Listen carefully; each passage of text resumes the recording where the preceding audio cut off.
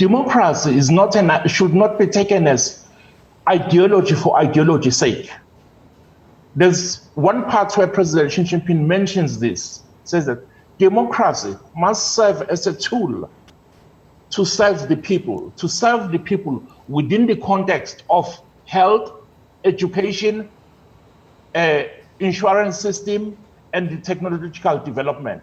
What we've seen in most countries in the world, not only Africa, is that the government in place within the 4-year or 5 years span, they are only able to plan on how to govern, but they don't get enough time to implement those policies. And when they leave office, the new party that gets in comes in with their own policy plans. So it's like some countries, especially former colonized countries, like the continent of Africa, you find that we run on autopilot. There is no structured, complete definition of where we are going.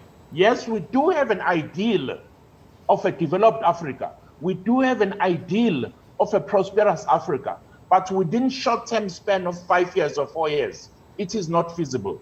That is my point with the book.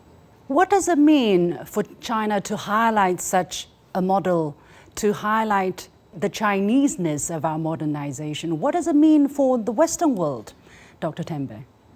Let me start from the good aspect. What does it mean for the African world? It means there is a chance for Africa to develop without feeling inferior. There is a chance for Africa to create a model based on its original traditions, be they pre-colonial, be those of the liberation movements. So there is a big light. That's one of the things that draws me to China. Having stayed in Northern Europe for almost 15 years, when I moved to China, I found similarities. I found as if I was home, but a better home in the sense that traditions did not only end in the private household, they stretched out. So the rationale of tradition was in the corridors of power and in the workplace. Now, coming to what does it mean to the Western world? Of course, when there's a new kid in the block, you are going to feel threatened. And we've had a couple of schisms between West and China. We've seen the current rise of unilateralism.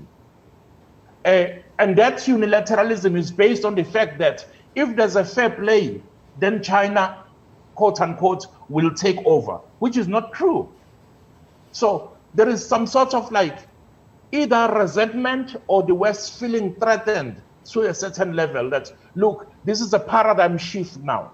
And that is what I expound in my current work of which I call fear of equality, instilling meritocracy. Fear of equality. Equality. And China strives for equality. Right. The biggest work of the CPC, with President Xi Jinping at the helm, the main issue is to get rid of disparities between the poor and the rich. Last year, we were speaking of a relatively prosperous society. And those are new concepts. This is the biggest paradigm shift. If more parts of the world could learn from that and move away from the situation of the zero-sum game, we'll be having another world very soon. Yeah. Or our children will be having another world.